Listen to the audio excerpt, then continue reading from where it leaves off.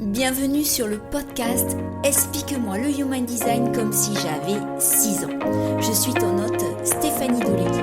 Ce podcast a pour but de rendre la compréhension de ton schéma de Human Design super simple et facile. As-tu déjà regardé ta charte en te demandant ce que signifiaient toutes ces formes, ces lignes, ces nombres? Peut-être même as-tu déjà lu la description de ta charte et t'es-tu senti submergé et perdu par toutes ces informations? Rassure-toi, j'ai été dans le même cas que toi. Et c'est pour ça qu'aujourd'hui, je me décide à t'accompagner de façon différente.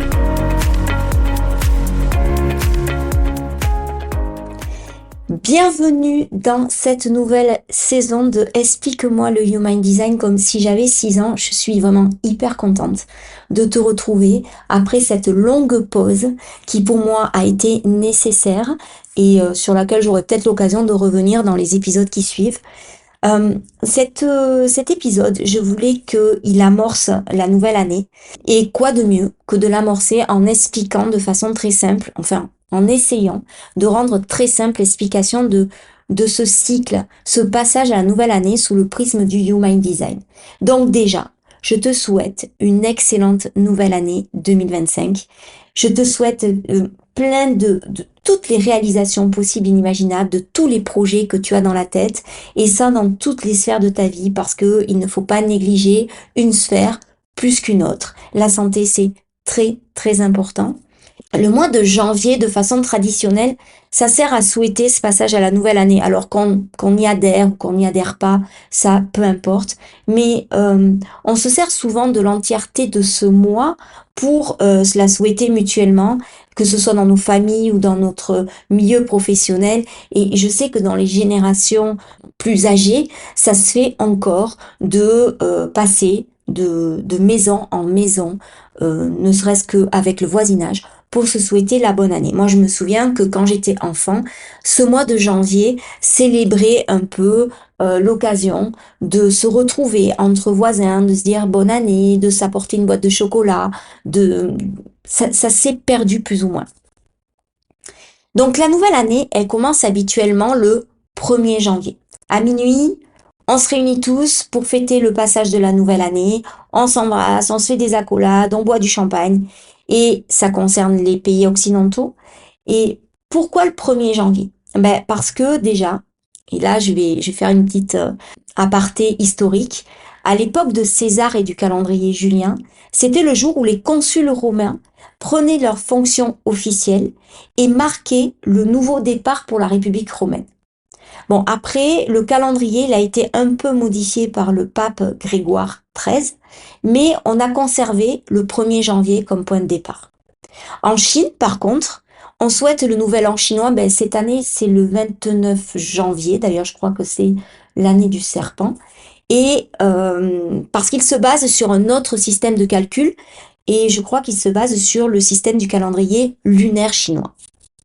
En tout cas, que ce soit le calendrier tel qu'on le connaît tous, le calendrier chinois ou encore le calendrier du Human Design, on considère tous le mois de janvier comme un mois de départ. Et ça, c'est hyper intéressant quand on connaît la signification étymologique du mot janvier. Janvier tire son nom de Janus, et Janus, c'était un dieu romain. C'est précisément le dieu romain des portes et des transitions. Janus, il est souvent représenté avec 2 visages, un qui regarde vers le passé et l'autre qui regarde vers l'avenir. Et la nouvelle année, c'est donc fêté comme un symbole de passage entre ce qui vient de se passer et ce qui s'en vient. Et souvent, c'est là qu'on se prend à rêver à nouveau à tous les champs de possibilités qui s'ouvrent à nous. C'est un moment de faire des vœux, de poser des intentions, de prendre de nouvelles résolutions. Et tu pourras pas dire le contraire, on fait tous ça, de prendre des résolutions au 1er janvier. Ra-Uru appelle la nouvelle année en Human Design The Rave New Year. Elle est basée sur un cycle naturel, c'est-à-dire celui du soleil qui traverse les portes. Ces portes font partie de la roue du mandala, en Human Design. Pour rappel, sur le schéma, les portes correspondent aux numéros inscrits dans chacun de tes centres énergétiques.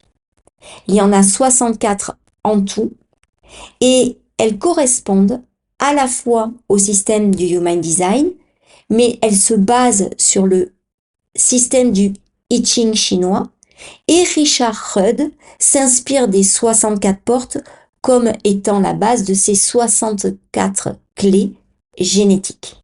La porte 41, elle marque ce début de cycle. Cette porte se situe dans le centre racine. Je t'invite à aller écouter l'épisode consacré à ce centre dans la saison 1, si tu ne l'as pas déjà fait, et à télécharger gratuitement l'e-book que j'avais fait sur les centres énergétiques. Tu le trouveras dans le lien de la description de l'épisode, et si c'est pas le cas, écoute, envoie-moi un mail privé et je me ferai un plaisir de t'envoyer cet e-book. Donc, pour rappel, le centre racine est lié à l'adrénaline. C'est un centre de pression, mais c'est également un centre moteur qui fonctionne par impulsion. Donc c'est plutôt logique en fait que la porte 41, elle soit dans le centre racine. Cette porte, c'est la porte de l'imagination. Elle donne l'impulsion nécessaire pour faire germer l'espoir de concrétiser un rêve. La porte 41, c'est aussi l'énergie de l'expérience humaine. Elle porte donc en elle l'impulsion pour initier un cycle, mais pas n'importe quel cycle. C'est le début d'une nouvelle aventure émotionnelle et expérientielle. Et souvent, lorsqu'on a des résolutions en début d'année, et là moi je me mets en avant, on se sent vite découragé. Moi, à chaque 1er janvier, j'ai souvent l'intention de devenir une bombasse et j'ai souvent l'intention d'aller à la salle de gym. Bon, cette intention, elle dure à peu près 2 semaines, hein, pour pas dire 2 jours. Et c'est une intention que je prends depuis 20 ans environ et qui tient pas depuis 20 ans environ. Et c'est pareil que toutes les années où j'ai voulu arrêter de fumer le 1er janvier et où j'ai repris le 2. Ou alors je me suis dit, tu vois, au 1er janvier, en fait le 31 décembre dans la soirée, 2 minutes avant le gong des 12 coups de minuit, je dis allez, dans 2 minutes j'arrête de fumer. Et 2 minutes après, j'ai plus envie d'arrêter ou je suis complètement découragée. Et on est tous d'accord qu'il n'y a aucune corrélation entre une date et une prise de décision ferme et définitive. La date n'a rien à voir avec le fait de décider et de prendre un engagement ferme et qui dure dans le temps. Mais justement, ce rapport au temps, et pour moi, je me suis rendu compte qu'il rassurait autant qu'il effrayait. Parce que se mettre des deadlines, ça légitime souvent, et pour ma part, des comportements déviants. Parce que je vais essayer de te donner plein d'exemples. Par exemple, le 1er janvier, ouais, je me mets au régime. 1er janvier, j'arrête de fumer. 1er janvier, je me mets à bosser sérieusement pour les examens. 1er janvier, oh, promis, je me fais un planning, mais hyper sérieux, et je le tiens, et je déroge pas, et ok. Donc, on reprend l'exemple de au 1er janvier, je me mets au régime. Si tu manges un éclair au chocolat le 31 décembre, pour clôturer un repas gargantuesque avec foie gras, plat sauce, vin au gogo, c'est pas grave. On n'est pas le premier. T'as compris l'idée? Je me revois encore le nombre de fois où j'ai cramé ma dernière clope le 31 décembre en étant persuadée, ou plutôt en essayant de me persuader que c'était la dernière. Oui, effectivement, c'était la dernière de l'année. Mais c'était pas la dernière, et c'était pas la première. La dernière n'est pas la première. En fait, t'as compris l'idée, quoi. C'est au-delà de l'explication comportementale du cerveau humain, on peut se poser la question qu'est-ce qu'il en est du point de vue énergétique et du human design et comment on peut l'expliquer parce qu'on repart toujours sur des mêmes patterns, sur des mêmes schémas et ça s'explique d'un point de vue énergétique. Tout simplement en regardant la période précédant le 21 janvier. Cette période marque la fin d'un cycle énergétique et prépare au nouveau avec la porte 41. Donc, je vais vraiment me contenter d'essayer d'expliquer le plus simplement possible cette période qui précède. Le soleil va activer des portes pendant ces 4 semaines qui précèdent ce renouveau avec la porte 41. Le 31 décembre, si on observe bien, on se rend compte, d'un point de vue du Human Design, que la porte active, c'est la porte 38. Cette porte 38, elle est aussi située dans le centre racine. Elle marche aussi avec cette espèce d'impulsion.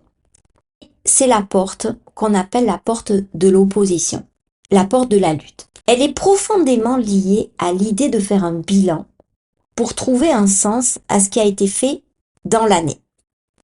Qu'est-ce qui a fonctionné? Où est-ce qu'on a trouvé un sens à ce qu'on a fait? Est-ce que on a suivi son autorité intérieure pour prendre des décisions alignées dans cette année-là? Est-ce qu'on a été heureux? C'est une énergie de résistance, de persévérance, mais elle ne lutte pas pour le plaisir de se battre. Elle lutte uniquement pour ce qui a du sens et qui mérite vraiment, ce qui mérite vraiment d'être défendu. Qu'est-ce qu'on doit garder de ce bilan? C'est vraiment lié à la raison d'être. Et le message induit par l'énergie de cette porte, c'est que la vie a du sens quand tu choisis de te battre pour ce qui t'inspire vraiment. Ça sert à rien de lutter pour lutter. Et c'est important de s'interroger sur son pourquoi, de le réajuster et d'avancer dans ce sens. Pour revenir à l'histoire de lancer un objectif de feu de paille comme ça y est, c'est décidé cette nouvelle année, je vais arrêter de fumer. Pour la petite anecdote, j'ai arrêté de fumer depuis 2014 maintenant et c'est une de mes plus grandes fiertés. Est-ce que j'ai arrêté de fumer le 1er janvier? Absolument pas. J'ai arrêté le 14 août et ça mérite c'est une anecdote que je vais pas te raconter là maintenant. Peut-être que je la raconterai ultérieurement, mais ça n'a rien à voir avec le 1er janvier. Est-ce que c'était une décision alignée au 14 août? Oui, très certainement, puisque j'ai pas repris de fumer, je n'ai pas envie de reprendre. Pour moi, je ne me considère même pas comme une ancienne fumeuse. Je me considère comme une non-fumeuse à part entière. Donc, pourquoi ça marchait pas pour moi, cette énergie de ouais, c'est ma dernière clope, je vais arrêter de fumer au 1er janvier, etc. Parce que c'était pas aligné, parce que je me prenais pas le temps de faire un bilan, vraiment, euh, à ce moment-là. Et en fait, c'est plus ou moins logique parce que pour préparer cet épisode, je me suis posé plein de questions, j'ai observé cette transition, donc de cette glissade de l'année de décembre et de janvier. Et en fait, je me suis rendu compte que ces 2 dernières semaines du mois de décembre appellent véritablement, d'un point de vue énergétique, à prendre le temps. Et c'est très compliqué parce que c'est une période challengeante. Parce que oui, d'un côté, ça nous oblige à nous poser, à faire le bilan, alors que tout dans cette période n'est qu'effervescence. Avec la préparation des fêtes, quand on est maman et que on veut préparer un Noël inoubliable pour nos enfants, on prend rarement le temps de s'asseoir, de se poser, de se dire ok, allez, je fais le bilan de mon année. Et on se retrouve début janvier avec les portes 54 et 53 actives en soleil et en terre dans cet axe soleil-terre. Et ces 2 portes, elles sont aussi dans le centre racine. C'est des portes qui respectivement il s'agit des portes de l'ambition et les portes de nouveau départ. Et cette semaine, elle favorise la mise en mouvement. C'est l'étape où l'on prépare l'année en donnant une intention claire d'évolution et de croissance. Et c'est pas valable que dans la sphère professionnelle. Parce qu'on a tendance, comme je le disais précédemment, à oublier la partie santé, la partie famille. C'est quoi l'ambition? C'est quoi ton ambition pour cette année 2025 du point de vue de ta santé?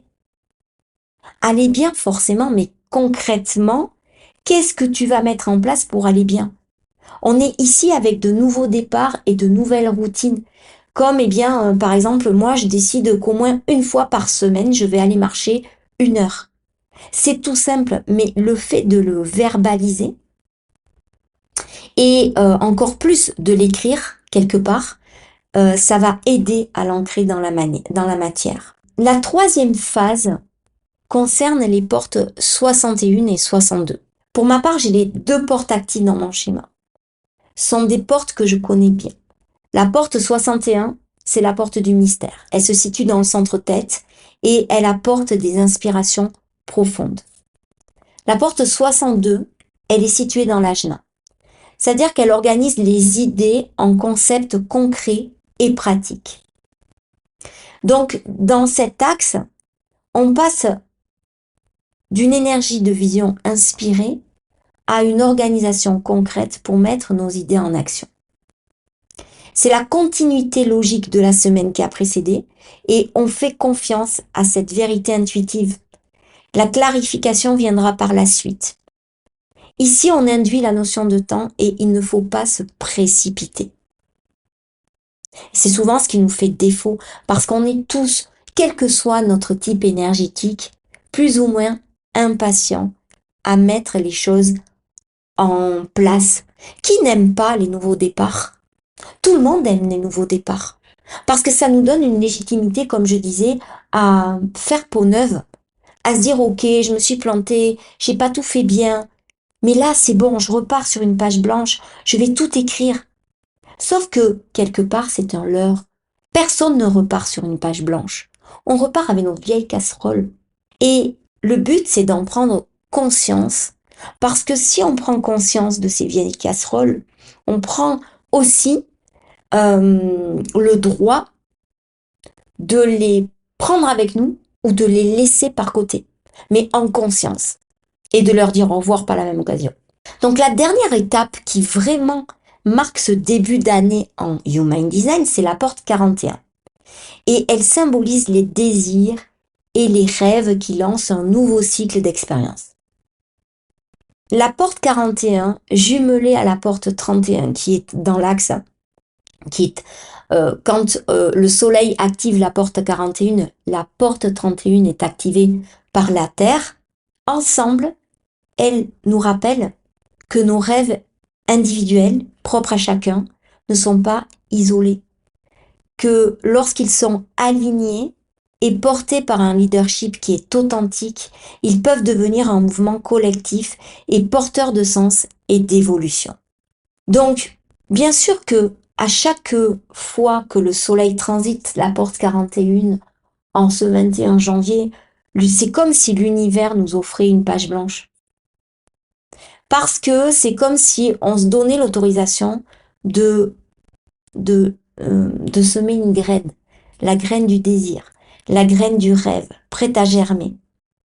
C'est ce moment où l'énergie nous pousse à rêver, à imaginer quelque chose de nouveau, même si c'est encore qu'une toute petite idée, fragile et subtile.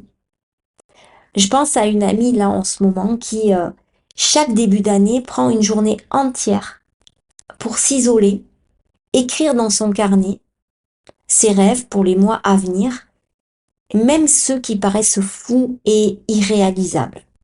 Il y a quelques années, elle a inscrit presque machinalement « Je veux écrire un livre qui inspire ». À l'époque, elle n'avait pas de plan précis, elle n'avait aucune expérience dans l'écriture. Mais cette petite graine, ce désir posé sur le papier, a pris racine. Et 1 an plus tard, elle a publié son premier recueil et elle a touché des centaines de personnes. Et ce qu'il faut avoir à l'idée, c'est que la porte 41, elle ne demande pas de tout réaliser immédiatement. Elle nous invite simplement à poser une intention et à laisser émerger un rêve sans pression, en acceptant qu'il n'y a pas encore de certitude, il y a juste un potentiel. Alors, la question que je t'invite à te poser, c'est quelle est cette petite graine que tu es prête à planter aujourd'hui? Quel est ce potentiel que tu t'autorises à faire éclore? Peut-être que tu rêves d'apprendre une nouvelle langue, que tu rêves de te lancer dans un projet qui te tient mais vraiment à cœur, de partir vivre ailleurs, de déménager. La question c'est, est-ce que tu oses rêver grand? Car c'est souvent en osant planter ce qui semble insignifiant que l'on récolte des mois, des années plus tard, les plus belles transformations de notre vie. C'est ainsi que s'achève cet épisode. J'ai vraiment été ravie de passer ce moment avec toi. Je te remercie de m'avoir écouté. Tu auras pu le remarquer, ma voix est un peu rocailleuse, mais moi j'ai commencé vraiment l'année 2025 avec une petite invitée surprise, à savoir la grippe. Donc pour ça, je m'en excuse d'avoir cette petite voix rocailleuse. N'hésite pas à mettre 5 étoiles en dessous de cet épisode si celui-ci t'a plu pour faire connaître le podcast. Je te souhaite une excellente semaine et te dis à très vite.